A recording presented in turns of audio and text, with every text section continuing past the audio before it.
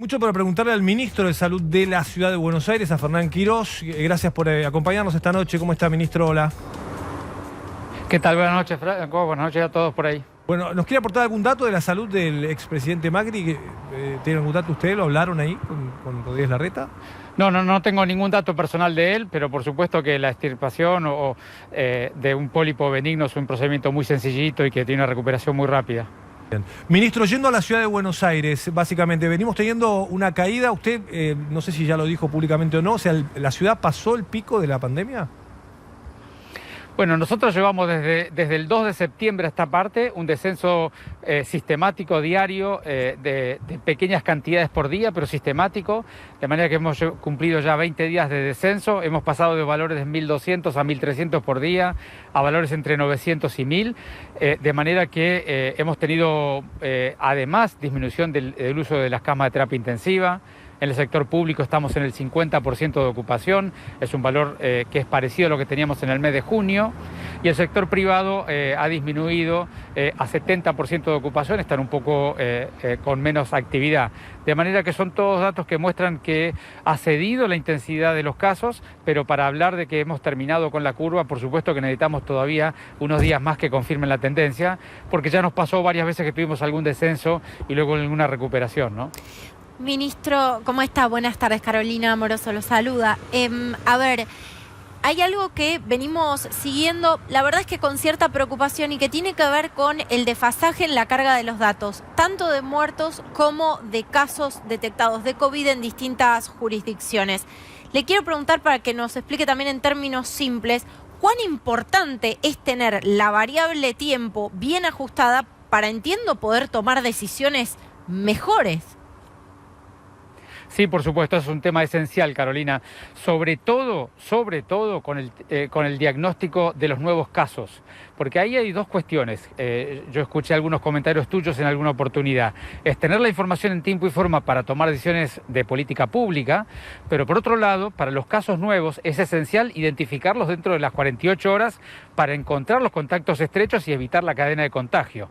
De manera que, y por supuesto que tener actualizado el registro de mortalidad es muy importante para la política pública, para comprender cómo evoluciona la epidemia. En la Ciudad de Buenos Aires nosotros trabajamos intensamente en ambos datos, siempre colaborando con los efectores sanitarios, que son los responsables de cargar, ¿no es cierto?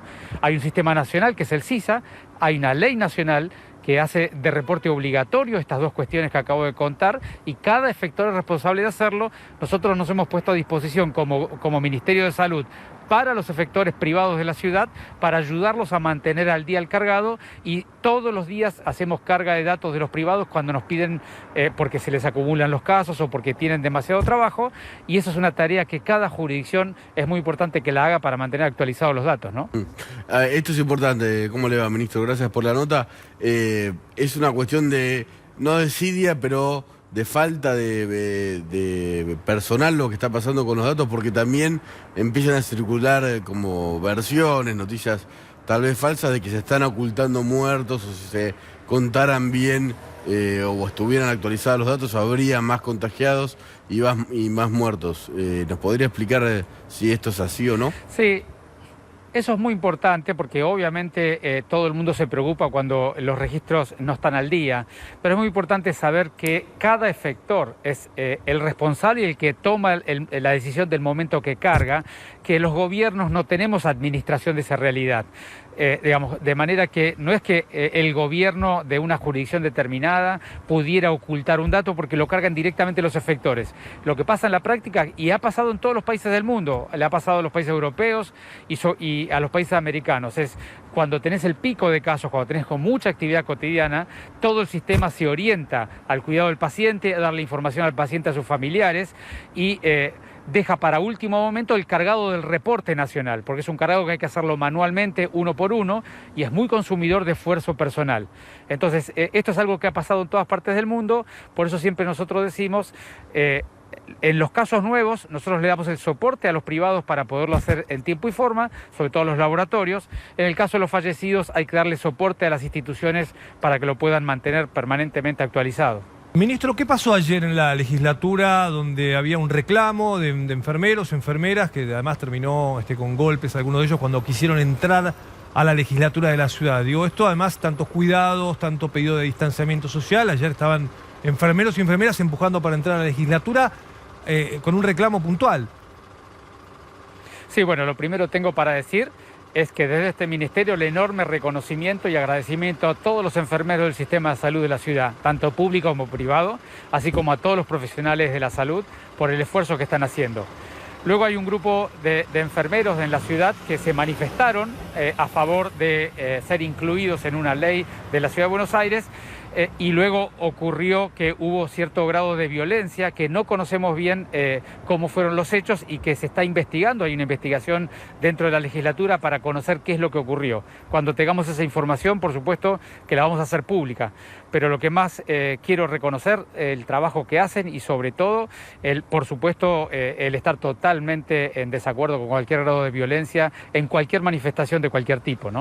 Ministro, ha habido una pulseada, por llamarlo de alguna manera, o por no encontrar una expresión mejor, entre el gobierno de la Ciudad de Buenos Aires y el gobierno nacional, o mejor dicho, los ministerios de educación, por la vuelta a clases en la Ciudad de Buenos Aires, en principio de algunos grados, de los 6.500 chicos también que perdieron contacto con la escuela.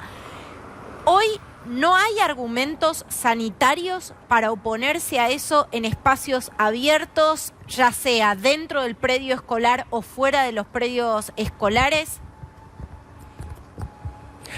Bueno, nosotros tuvimos una reunión en el día de ayer entre los 4 ministros y la verdad que fue una reunión donde compartimos mucha información, discutimos mucho sobre las miradas y encontramos algunos espacios de acuerdo y que yo quisiera remarcar.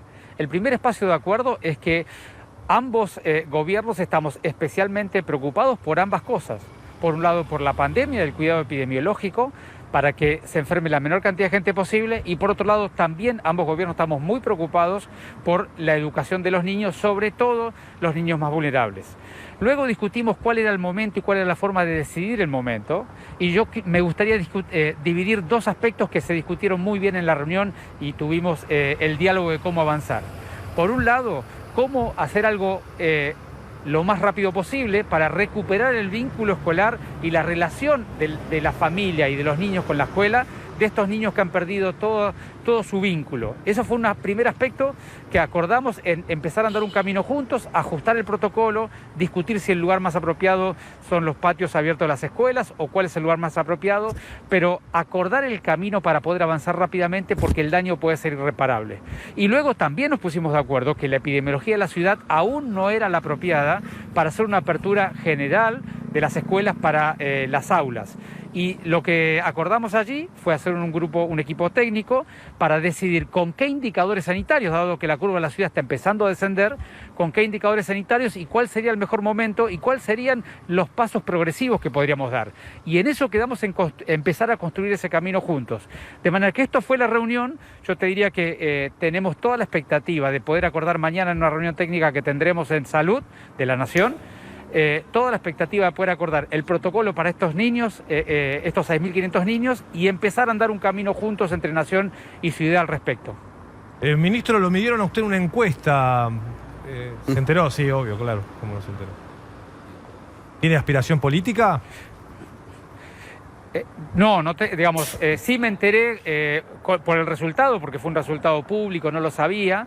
Pero decididamente yo tengo toda mi energía y todo mi foco puesto en este Ministerio de Salud, bien, en esta pandemia. Sí. El momento es demasiado doloroso, mi foco es pleno y he dedicado todos mis espacios de energía y de foco en el cuidado de la pandemia y no tengo ni un solo minuto para pensar en eso, ni me interesa hacerlo en este momento. Claro, no, le contamos a la gente que había medido muy bien el ministro de Salud de la ciudad en una de las encuestas. Hay que ver qué es lo que pasa en el futuro. Justamente hablando del futuro y hablando de que usted acaba de decir, no tengo ni un solo minuto para pensar en otra cosa, en algún momento, ¿no?, en el programa Verdad Consecuencia, acá en TN, le preguntaron qué iba a ser el día que termine la pandemia, dijo algo así como que iba a llorar.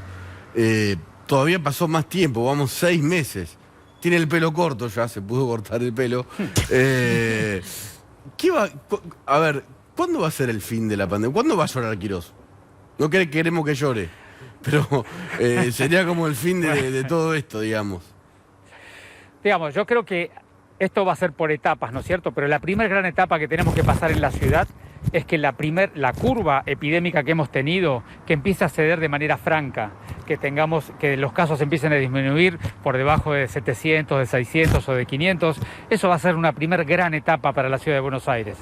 La segunda etapa importante va a ser la aparición de una solución definitiva, ya sea la vacuna, algún tratamiento preventivo o que evite la enfermedad más grave.